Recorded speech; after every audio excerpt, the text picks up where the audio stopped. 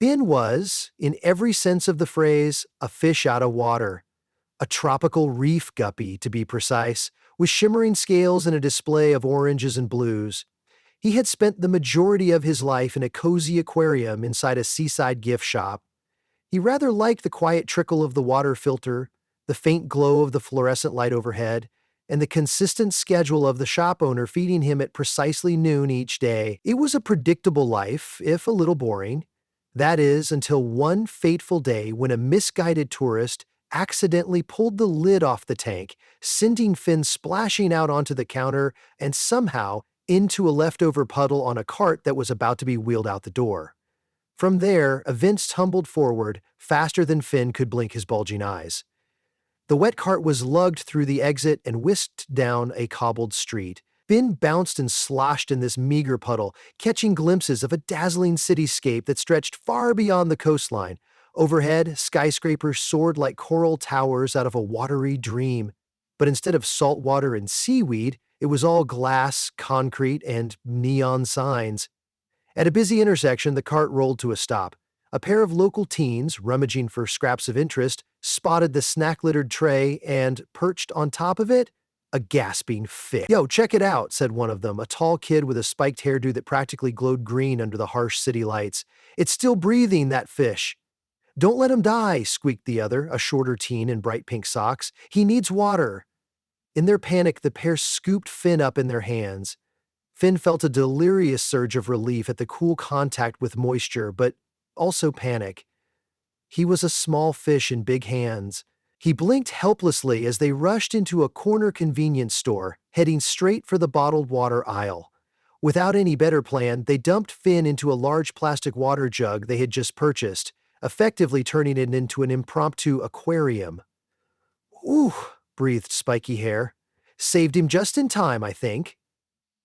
"He doesn't look great," Pink Socks replied, concern etched on her face. "Do you think we can keep him as a pet for a while? I've always wanted a fish." Finn eyed them both through the distorted cylindrical walls of his new watery prison. He didn't know if he should be grateful or frightened. They were definitely kinder than the notion of suffocating on a sidewalk. But he was also at the mercy of two well-meaning but scatterbrained teens. That night, the two friends decided to keep Finn in their shared loft apartment, which was part of a trendy bohemian enclave in the heart of the city. The place was a mash of bright throw pillows, used furniture, and posters of obscure rock bands.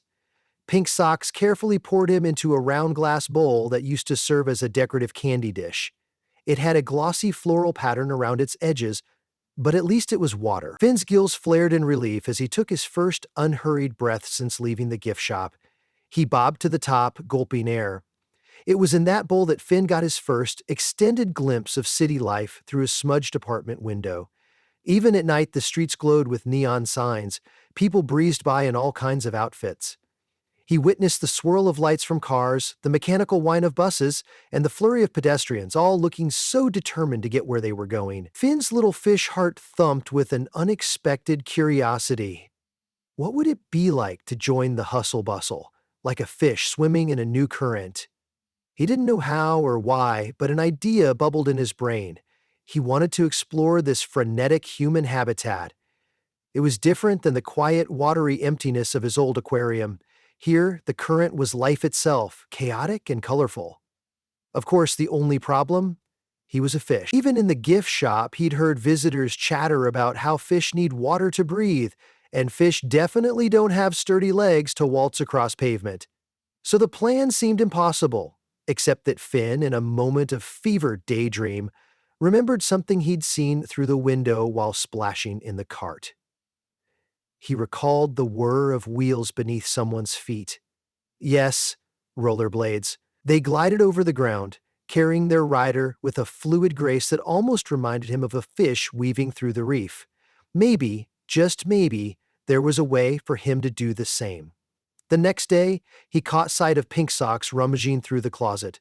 She pulled out a pair of battered old rollerblades, their neon orange wheels chipped and scuffed from countless rides. A wave of longing fluttered through Finn. He had to figure out how to use those. He just needed water, and a makeshift apparatus of some kind to keep him alive while rolling along. Spiky hair and pink socks had a habit of forgetting to lock certain things away, or they gave up easily on half-finished projects. That night, after they both dozed off to the comforting roar of late-night TV, Finn made his move. Inspired by a comedic film they'd watched featuring singing animals that wore interesting contraptions, he attempted to wiggle his body close to the candy dish's edge. It was precarious. He nearly flopped out onto the table. With a desperate flick of his tail and an acrobatic leap that would have ranked high in a fish Olympics, he managed to land in an open plastic juice container left beside the bowl. Now in his new watery container he nestled there, breathing heavily, facing the next stage of his plan. From the vantage of the juice container he eyed the rollerblades. They were perched haphazardly against the couch, laces tangled around a lamp. After some determined scoot work, which involved him sloshing the juice container across the table, Finn reached the rollerblades. Of course, what next? He was just a fish in a little container of water. Did he expect the skates to come alive and carry him? Then he saw the bright pink duct tape. Pink socks used it to fix everything. They had used it to tape up a broken chair leg, to patch a ripped poster, and at one point to secure a lamp to the wall? Finn had a half-brained, half-delirious idea. Maybe he could tape the container to the rollerblades themselves? If a fish could grin, Finn would have done so. He flopped, let out a series of glugs, and mentally repeated, "Where there's a gill, there's a way." 3 hours later, by the first edges of dawn, Pink Socks stirred in bed, to a loud scraping sound and a shower of crashes. "What was that?" she muttered, stumbling out to the living room. What she saw made her rub her eyes a dozen times. There was the candy dish on its side, water sloshing across the coffee table and onto the floor. A nearby juice container with Finn inside was teetering precariously. The rollerblades were covered in strips of pink duct tape, and it looked like an engineering experiment gone horribly wrong. Plastic cups, spoons, and random bits of cardboard strewed the floor, as though someone had attempted to build a spaceship overnight. She gasped, grabbing the container just as it was about to tip over.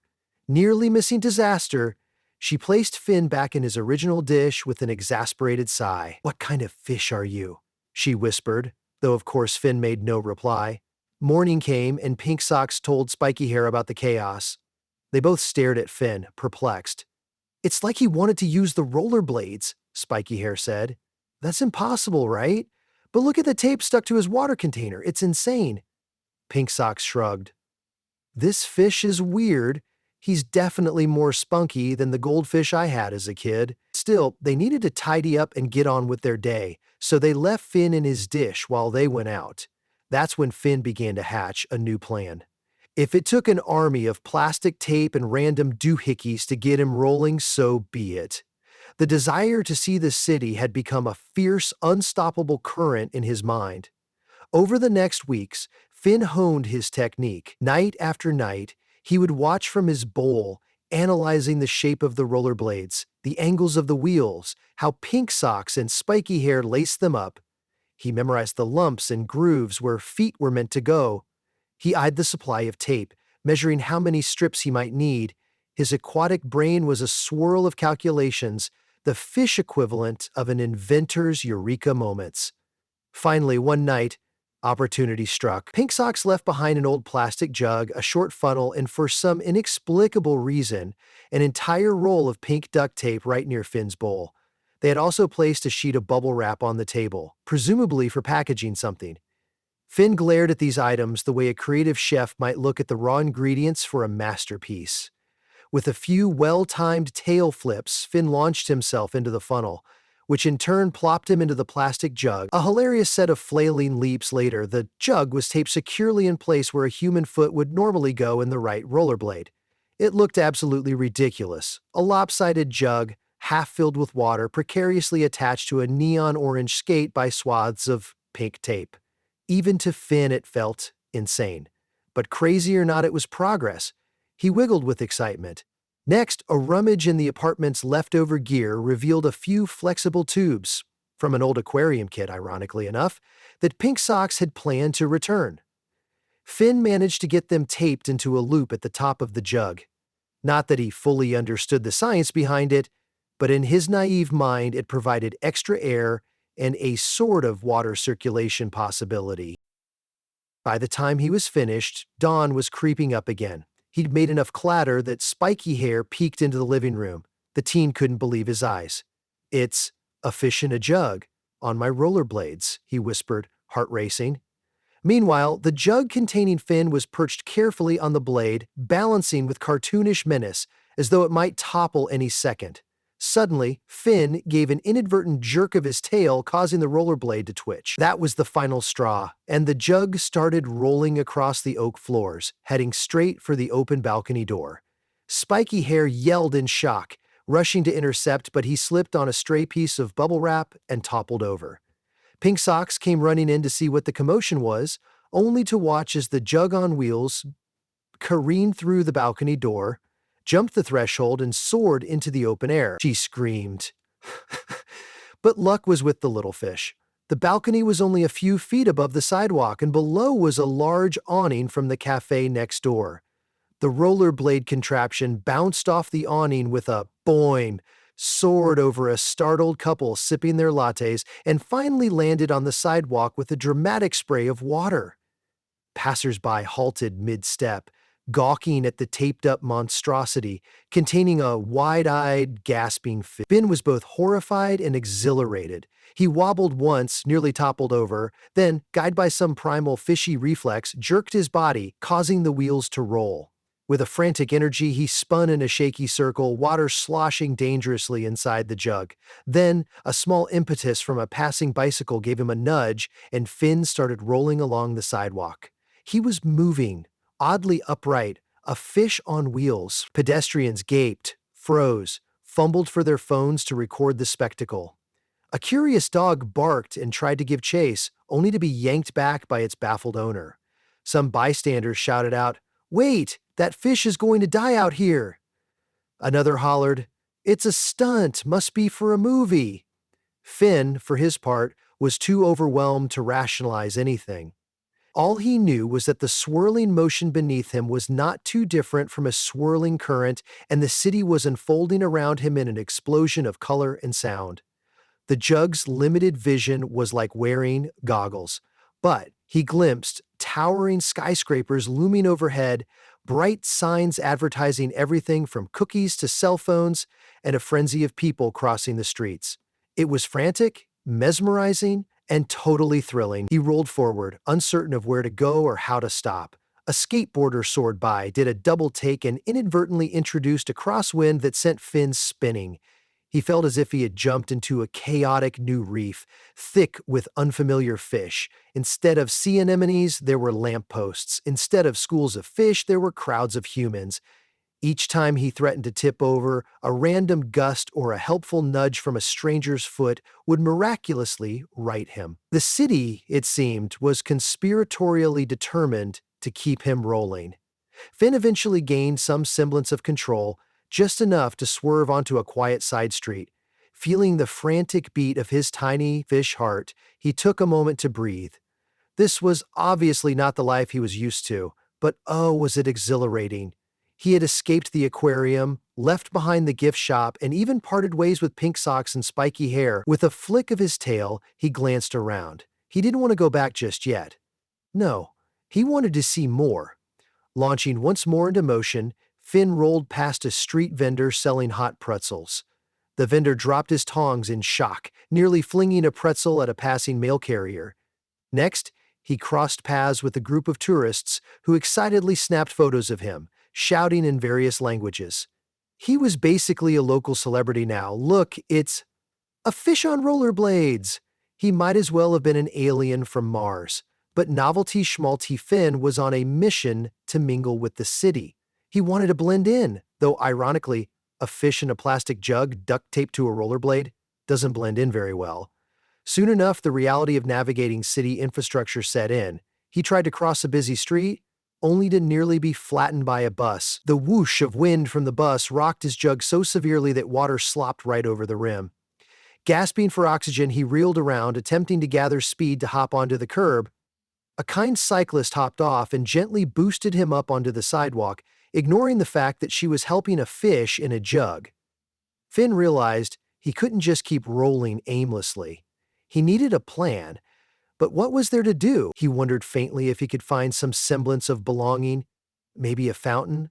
If he could just find a fountain, he might be able to rest, top up his water supply, and maybe figure out how to not get run over.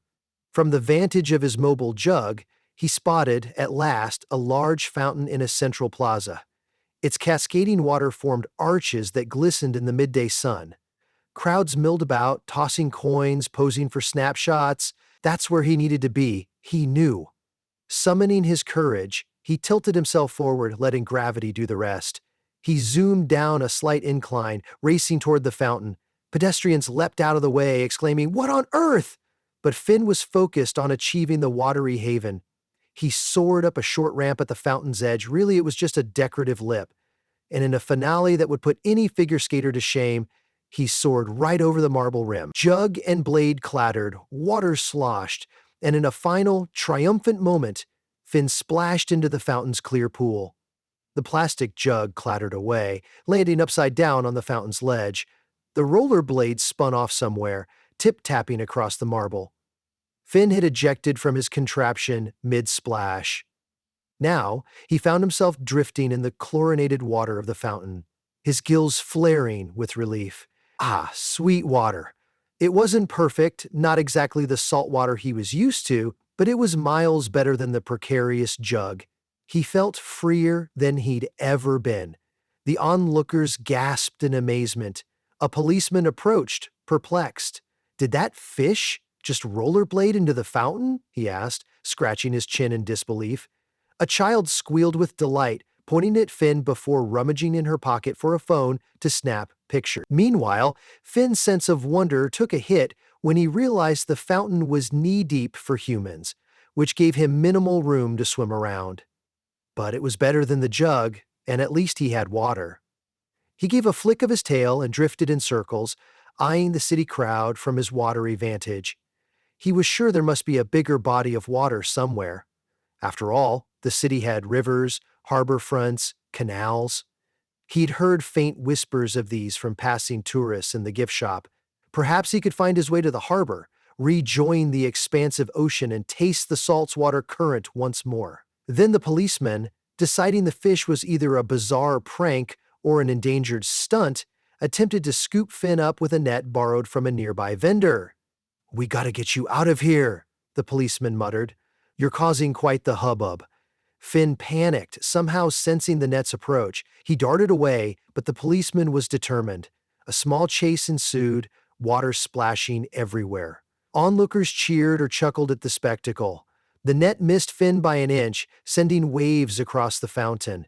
A triumphant tail flick had Finn swirling around the policeman's ankle. Finally, though, the policeman cornered him near the edge of the fountain. No matter how cunning a fish might be, it's hard to outmaneuver a net in a shallow pool. Just when Finn thought all was lost, a familiar set of neon orange wheels came skidding across the plaza, propelled by none other than pink socks and spiky hair.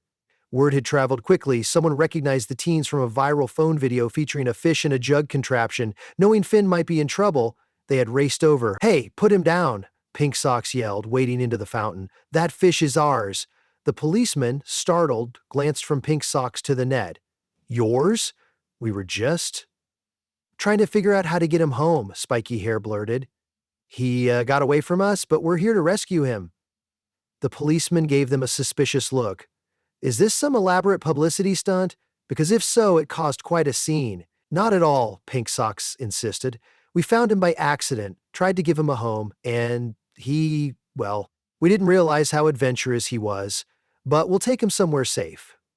The policeman shrugged and handed Finn over within the net, presumably relieved to pass off the problem. Pink Socks carefully cradled Finn in her cupped hands, water trickling between her fingers. She looked down at him with an odd mix of affection and exasperation. "You have a real knack for trouble, Fishy." Spiky Hair rummaged through his backpack, pulling out a large plastic container.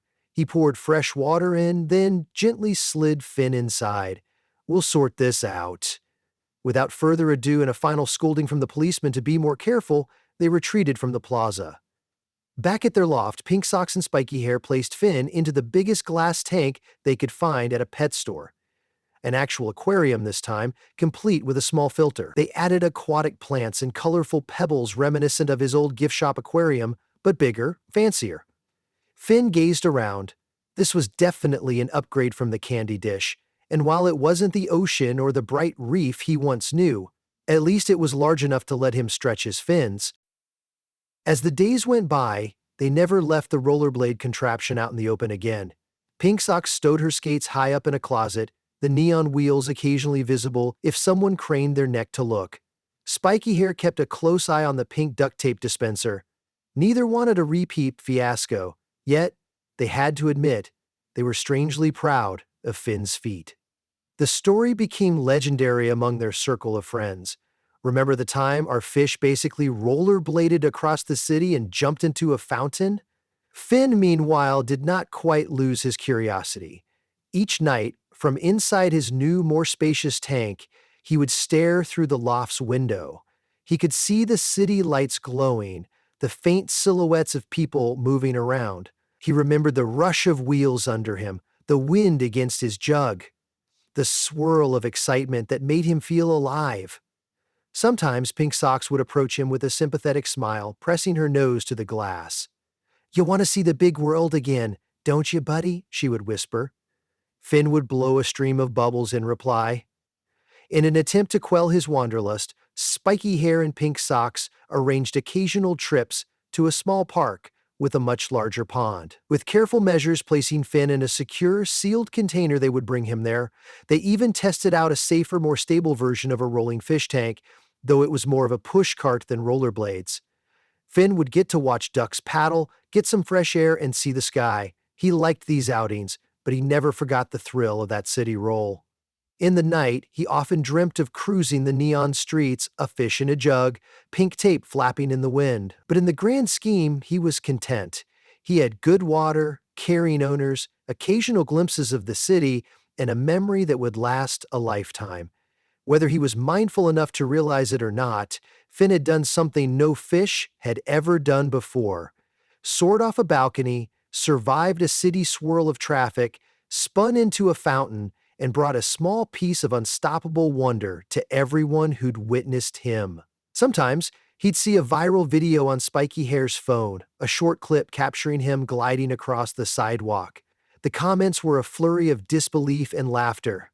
"Fake," said one. "That must be CGI," insisted another. But some believed and were truly inspired, marveling that a fish could be so adventurous. And so, life became a comfy middle ground. Finn was still a fish out of water in many ways, but he had found a niche for himself in the broader, bizarre ecosystem of the city. He learned that while exploring can be thrilling, it's also important to have a safe place to call home. Pink Socks and Spiky Hair, for all their scatterbrained quirks, gave him that. Nevertheless, every now and then a little pink tape left over behind a chair or the side of the battered rollerblades in the closet caused Finn's fins to quiver with memory. On those nights, he'd zip around his aquarium in frantic circles, as if his tail still remembered the momentum of those wild city streets. He had experienced the pulse of that grand metropolis firsthand. He knew what it felt like to be the talk of the town, if only for a fleeting moment. In the swirl of spectacle, chaos, and laughter, he had forged a small legend of his own. Few fish can say they've soared through the air onto an awning, avoided city buses, and made a splash, quite literally, in a public fountain. And though he was once just a mild-mannered guppy in a gift shop aquarium, now he was something else. A dreamer, a daredevil, a pioneer on 4 neon wheels, if only for a day. He was and ever would be that fish on a mission, the little guppy who dared to whiz through the concrete canyon in search of bigger waters and bigger dreams. Even if he never repeated the stunt, his heart would always find a way to skate free every time he closed his eyes to rest. And for a fish, that might just be enough to last a lifetime.